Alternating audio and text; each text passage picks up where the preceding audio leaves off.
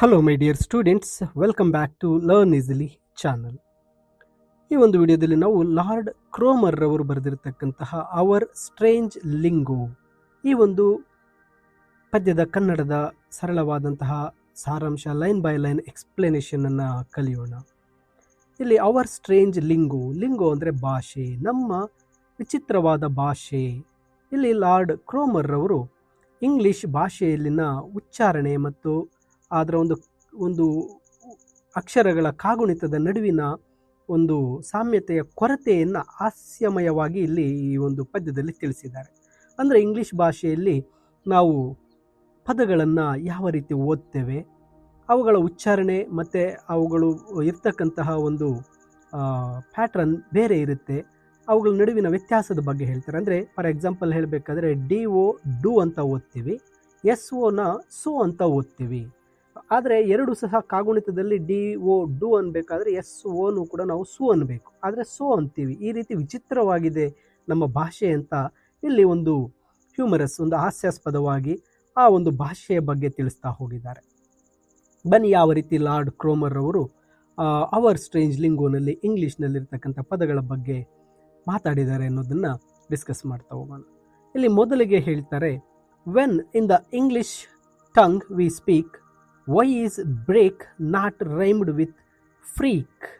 ನೋಡಿ, ಇಲ್ಲಿ ಹೇಳ್ತಾ ಇದ್ದಾರೆ, ನಾವು ಇಂಗ್ಲಿಷ್ ಭಾಷೆಯಲ್ಲಿ ಮಾತನಾಡಬೇಕಾದ್ರೆ ಬ್ರೇಕ್ ಎಂಬ ಪದಕ್ಕೆ ಫ್ರೀಕ್ ಎಂಬತಕ್ಕಂಥದ್ದು ಒಂದು ರೈಮಿಂಗ್ ವರ್ಡ್ ಆಗಲ್ಲ, ಪ್ರಾಸವಾಗಲ್ಲ. ಯಾಕೆ ಅಂತ ಅಂದರೆ ಇಲ್ಲಿ ಎರಡು ಕೊನೆಯ ಅಕ್ಷರಗಳು ಒಂದೇ ಇದೆ, 2-3 ಅಕ್ಷರಗಳು ಒಂದೇ ಇದೆ. ನೋಡಿ, 4 ಅಕ್ಷರಗಳು ಒಂದೇ ಇದೆ ಬ್ರೇಕ್ಗೆ ಮತ್ತು ಫ್ರೀಕ್ಗೆ. ನಾವು ಇದನ್ನು ಬ್ರೇಕ್ ಅಂತೀವಿ, ಇನ್ನೊಂದು ಪದಕ್ಕೆ ಫ್ರೀಕ್ ಅಂತೀವಿ. ಯಾಕೆ ಈ ಒಂದು ಉಚ್ಚಾರಣೆ ದೋಷ ಇದೆ, ಯಾಕೆ ಇವು ಪ್ರಾಸ ಆಗೋದಿಲ್ಲ ಅಂತ ಕ್ವಶನ್ ಕೇಳ್ತಾ ಇದ್ದಾರೆ. ಇಲ್ಲಿ ಇಂಗ್ಲಿಷ್ ಭಾಷೆಯ ಬಗ್ಗೆ ಪ್ರಶ್ನೆ ಕೇಳೋಕ್ಕೆ ಪ್ರಾರಂಭ ಮಾಡ್ತಾ ಇದ್ದಾರೆ. ಅಕ್ಷರಗಳು ಒಂದೇ ರೀತಿ ಇದ್ದರೂ ಉಚ್ಚಾರಣೆ ಏಕೆ ಭಿನ್ನವಾಗಿದೆ ಎಂಬುದೇ ಇಲ್ಲಿರ್ತಕ್ಕಂಥ ಪ್ರಶ್ನೆ. ಇದು ಕಾಗುಣಿತ ಮತ್ತು ಉಚ್ಚಾರಣೆಯ ನಡುವಿನ ವ್ಯತ್ಯಾಸವನ್ನು ಇಲ್ಲಿ ತೋರಿಸಲು ಪ್ರಯತ್ನ ಮಾಡ್ತಾ ಇದ್ದಾರೆ. Will you tell me why it's true, we say sew but likewise few. ನೋಡಿ, ಇಲ್ಲಿ SEW ಸಿವ್ ಅಂತ ಓದ್ತೀವಿ, FEW ನಾವು ಫ್ಯೂ ಅಂತ ಓದ್ತೀವಿ. ನೋಡಿ, ನಾವು ಸಿವ್ ಎಂದು ಹೇಳ್ತೇವೆ, ಆದರೆ FEW ಫ್ಯೂ ಅಂತ ಹೇಳ್ತೇವೆ. ಎರಡು ಕೊನೆಯ ಅಕ್ಷರಗಳು ಒಂದೇ ಇದ್ದರೂ ಉಚ್ಚಾರಣೆ ಇಲ್ಲಿ ಭಿನ್ನವಾಗ್ತಾ ಇದೆ ಅಂತ. ಇಲ್ಲಿ ಒಂದೇ ರೀತಿಯ ಒಂದು ಕಾಗುಣಿತವನ್ನು ಹೊಂದಿರುವ ಪದಗಳ ಉಚ್ಚಾರಣೆಯಲ್ಲಿ ಒಂದು ವ್ಯತ್ಯಾಸ ಇದೆ ಅನ್ನೋದನ್ನ ಎತ್ತಿ ತೋರಿಸ್ತಾ ಇದ್ದಾರೆ. ನಂತರ, and the maker of the verse cannot rhyme his horse with worse. ನೋಡಿ, ಈ ಒಂದು ಪದವನ್ನು ರಚಿಸಿರ್ತಕ್ಕಂಥವ್ರು ಯಾವುದು? Horse verse. ಇಲ್ಲಿ ಹಾರ್ಸ್ ಅನ್ನು ತನ್ನ ವರ್ಸ್ ಪದದೊಂದಿಗೆ ಏಕೆ ಒಂದು ರೈಮ್ ಮಾಡಲಿಲ್ಲ, ಪ್ರಾಸ ಸರಿಯಾಗಿ ಬರ್ತಾ ಇಲ್ಲ ಅಂತ ಪ್ರಶ್ನೆ ಕೇಳ್ತಾ ಇದ್ದಾರೆ. ಕವಿ ತನ್ನನ್ನು ತಾನೇ ಇಲ್ಲಿ ಉಲ್ಲೇಖ ಮಾಡ್ಕೊಳ್ತಾ ಇದ್ದಾರೆ. ಇದೊಂದು ವಿಚಿತ್ರವಾದ ನಿಯಮವನ್ನು ರಚಿಸಿರುವವ್ರನ್ನ ಪ್ರಶ್ನೆ ಮಾಡ್ತಾ ಇದ್ದಾರೆ. ಒಂದೇ ರೀತಿಯ ಕಾಗುಣಿತದ ಅಂತ್ಯ ಇದ್ರೂ ಕೂಡ ಅದು ವರ್ಸ್ ಆರ್ಸ್ ಅಂತಕ್ಕಂತಹ ಧ್ವನಿಗಳು ಬೇರೆ ಆಗ್ತಾ ಇದೆ. HORSE ಹಾರ್ಸ್ ಅಂತ ಓದ್ತೀವಿ, ಅದೇ WORSEಗೆ ವರ್ಸ್ ಅಂತ ಓದ್ತೀವಿ. ಯಾಕೆ ಅಂತಕ್ಕಂಥದ್ದು ಇಲ್ಲಿ ಪ್ರಶ್ನೆ ಆಗುತ್ತೆ. ನಂತರ ಕೇಳ್ತಾರೆ, beard is not the same as heard, card is different from word. ನೋಡಿ, ಇಲ್ಲಿ ಮತ್ತೊಂದು ಪ್ರಶ್ನೆ ಕೇಳ್ತಾ ಇದ್ದಾರೆ. ಬಿಯರ್ಡನ್ನು ಓದಬೇಕಾದ್ರೆ BERD ಬಿಯರ್ಡ್ ಅಂತ ಓದ್ತೀವಿ, HERಡ್ನ ಹಿಯರ್ಡ್ ಅಂತ ಓದಬೇಕು, ಬಟ್ ನಾವು ಹರ್ಡ್ ಅಂತ ಓದ್ತೀವಿ. ಇದು ಯಾಕೆ ಒಂದೇ ಥರ ಇಲ್ಲ? ಹಾಗೆ CORD ಕಾರ್ಡ್ ಪದವು WORD ವರ್ಡ್ಗೆ ಬಂದಾಗ ಇದನ್ನ ನಾವು ವರ್ಡ್ ಅಂತೀವಿ, ಮೇಲೆ CORDನ ಕಾರ್ಡ್ ಅಂತೀವಿ. ಹಾಗಾದರೆ WORDನ ವಾರ್ಡ್ ಅಂತ ಕರಿಬೇಕಾಗಿತ್ತು, ಬಟ್ ಇದು ಭಿನ್ನವಾಗಿದೆ. ಕಾರ್ಡ್, ವರ್ಡ್ ಭಿನ್ನವಾಗಿದ್ದಾವೆ ಅಂತ ಹೇಳ್ತಾ ಇದ್ದಾರೆ. ಅಂದರೆ ಆ ಒಂದು ಬರೀತಕ್ಕಂಥ ಕಾಗುಣಿತದಲ್ಲಿ ವ್ಯತ್ಯಾಸ ಇದೆ.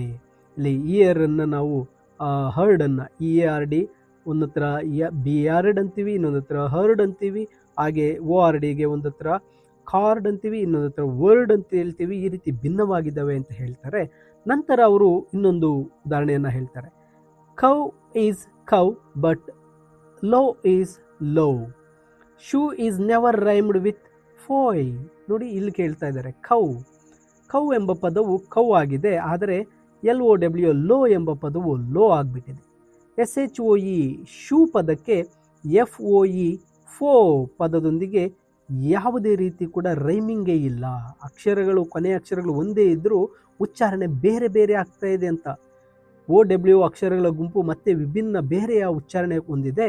ಹಾಗೆ OE ಅಕ್ಷರಗಳ ಒಂದು ಗುಂಪು ಕೂಡ ಬೇರೆ ರೀತಿಯ ಸ್ವರಗಳನ್ನು ಕೊಡ್ತಾ ಇದೆ. ಓ ಎಂಬ ಸ್ವರ ಬಂದರೆ ಇನ್ನೊಂದು ಊ ಎಂಬ ಸ್ವರ ಬರುತ್ತೆ. ಶೂಗೆ ಊ ಮತ್ತು FOEಗೆ ಫೋ ಓ ಅಂತಕ್ಕಂಥ ಒಂದು ಉಚ್ಚಾರಣೆ ಬರ್ತಾ ಇದೆ ಅಂತ ಹೇಳ್ತಾರೆ. Think of hose, dose, lose. ನೋಡಿ ಇಲ್ಲಿ HOSE hose, DOSE dose, LOSE lose. ಈ ಪದಗಳ ಬಗ್ಗೆ ಯೋಚನೆ ಮಾಡಿ ಅಂತ ಹೇಳ್ತಾ ಇದ್ದಾರೆ. Think of goose, yet, with, choose. ನೋಡಿ ಇಲ್ಲಿ ಗೂಸ್ ಮತ್ತು ಚೂಸ್ ಪದಗಳ ಬಗ್ಗೆ ಕೂಡ ಯೋಚನೆ ಮಾಡಿ ಅಂತ ಹೇಳ್ತಾ ಇದ್ದಾರೆ. ಒಂದೇ ಕಾಗುಣಿತದ ಒಂದು ಮಾದರಿ OSE ಹೊಂದಿದ್ರು ಅವು ಬೇರೆ ಬೇರೆ ರೀತಿಯ ಧ್ವನಿಗಳನ್ನು ಹೊಂದಿದೆ. ಹೋಸ್, ಡೋಸ್, ಲೂಸ್ ಅಂತಕ್ಕಂತಹ ಒಂದು ಉಚ್ಚಾರಣೆ, ಪ್ರೊನೌನ್ಸಿಯೇಷನ್ ಚೇಂಜ್ ಆಗ್ತಾ ಇದೆ. ಹಾಗೆ ಓ ಒಂದು ಸ್ವರಗಳು ಬಂದಾಗ ಅಲ್ಲಿ ಒಂದು ಹತ್ರ ಗೂಸ್ ಅಂತ ಕರಿತೀವಿ, ಚೂಸ್, ಇವುಗಳ ಬಗ್ಗೆ ಕೂಡ ಒಂದು ರೀತಿ ಯೋಚನೆ ಮಾಡಿ ಅಂತ ಈ ಉದಾಹರಣೆಗಳನ್ನು ಹೇಳ್ತಾ ಇದ್ದಾರೆ. ನಂತರ ಸಾಲಲ್ಲಿ ಹೇಳ್ತಾರೆ think of bomb, Tom, com. ನೋಡಿ ಇಲ್ಲಿ ಹೇಳ್ತಾ ಇದ್ದಾರೆ ಬಾಂಬ್, ಟಾಮ್, ಕಾಮ್ ಈ ಪದಗಳ ಬಗ್ಗೆ ಯೋಚಿಸಿ. Doll and roll or same and home. ನೋಡಿ ಡಾಲ್, ರಾಲ್, ರೋಲ್ ಅಂತ ಹೇಳ್ತೀವಿ. ಡಾಲ್, ರೋಲ್ ಅಥವಾ ಸಮ್, SOME ಸಮ್ ಅಂತ ಓದ್ತೀವಿ. HOMEಗೆ ಹೋಮ್ ಅಂತ ಓದ್ತೀವಿ. ನೋಡಿ ಇಲ್ಲಿ ಉಚ್ಚಾರಣೆ, ಪ್ರೊನೌನ್ಸಿಯೇಷನ್ ಡಿಫ್ರೆನ್ಸ್ ಇದೆ ಅಂತ. ಕಾಂಬಾಕ್ಷರಗಳ ಗುಂಪು ವಿಭಿನ್ನ ಉಚ್ಚಾರಣೆಗಳನ್ನು ಕೊಡುತ್ತೆ. ಆಮ್, ಊಮ್ ಮತ್ತು ಓಮ್ ಅಂತಕ್ಕಂಥದ್ದು.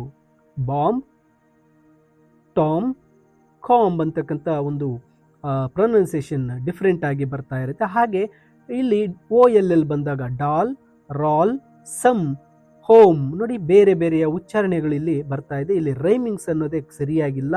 ಅಕ್ಷರಗಳು, ಕೊನೆಯ ಅಕ್ಷರಗಳು ಒಂದೇ ಇದ್ರೂ ಕೂಡ ಉಚ್ಚಾರಣೆ ಬೇರೆ ಇದೆ. Since pay is rhymed with say, why not paid with said I pray. ಇಲ್ಲಿ ಪೇ ಎಂಬ ಪದವು ಸೇಗೆ ಒಂದು ರೈಮಿಂಗ್ ವರ್ಡ್ ಆದರೆ ಪೇಯ್ಡ್ ಯಾಕೆ ಸೆಡ್ಗೆ ಒಂದು ರೈಮಿಂಗ್ ಆಗಿಲ್ಲ ಅಂತ ಪ್ರಶ್ನೆ ಕೇಳ್ತಾ ಇದ್ದಾರೆ. ಇದೊಂದು ಪ್ರಶ್ನೆ.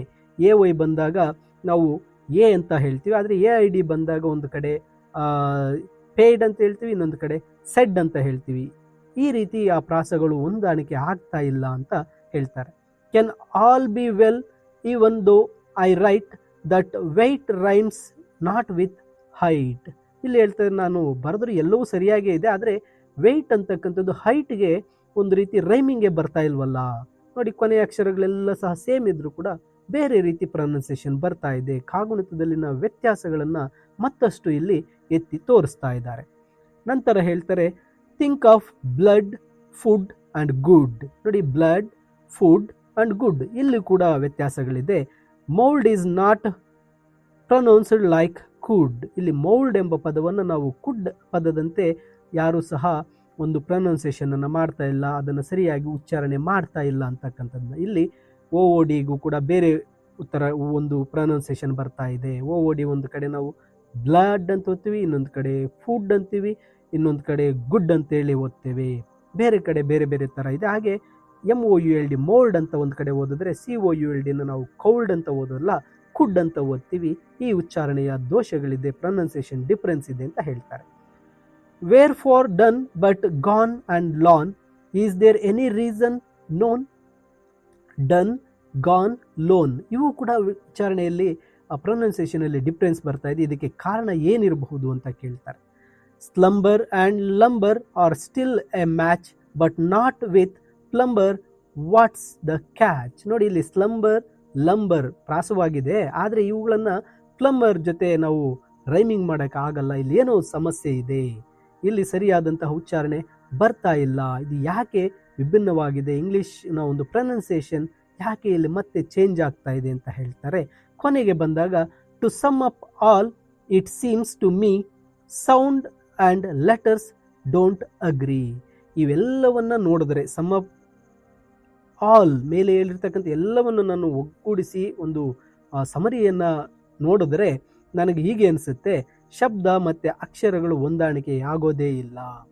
ಶಬ್ದ ನಾವು ಓದ್ತಕ್ಕಂಥ ಶಬ್ದ ಪ್ರೊನೌನ್ಸಿಯೇಷನ್ ಆ ಸೌಂಡ್ಗೂ ಅಲ್ಲಿರೋ ಅಕ್ಷರಗಳಿಗೂ ಹೊಂದಾಣಿಕೆ ಆಗೋದೇ ಇಲ್ಲ ಅಂತ ಹೇಳ್ತಾರೆ. ಅಂದರೆ ಇಡೀ ಪದ್ಯದಲ್ಲಿ ಈ ಒಂದು ತೀರ್ಮಾನಕ್ಕೆ ಬಂದಿದ್ದಾರೆ. ಇಲ್ಲಿ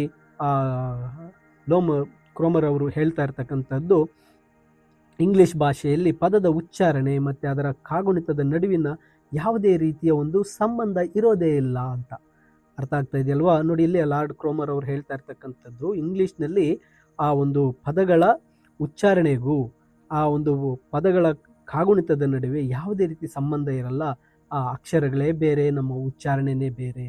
ಒಂದೊಂದು ಅಕ್ಷರಕ್ಕೆ ಒಂದು ಪದದಲ್ಲಿ ಒಂದು ರೀತಿ ಉಚ್ಚಾರಣೆ ಇದ್ದರೆ ಇನ್ನೊಂದು ಪದಕ್ಕೆ ಇಂಗ್ಲಿಷ್ ಭಾಷೆ ಉಚ್ಚಾರಣೆ ಆಗ್ತಾ ಇದೆ. ಆದ್ದರಿಂದನೇ ಇದನ್ನು ಅವ್ರು ಏನು ಮಾಡ್ತಾ ಇದ್ದಾರೆ, ಅವರ್ ಸ್ಟ್ರೇಂಜ್ ಲಿಂಗೋ ಅಂತ ಹೇಳ್ತಾ ಇದ್ದಾರೆ. ನಮ್ಮ ವಿಚಿತ್ರ ಭಾಷೆ ಅಂತ ಇಂಗ್ಲಿಷ್ ಭಾಷೆಯ ಬಗ್ಗೆ ಈ ರೀತಿಯಾಗಿ ಪದ್ಯದಲ್ಲಿ ವ್ಯಕ್ತಪಡಿಸಿದ್ದಾರೆ.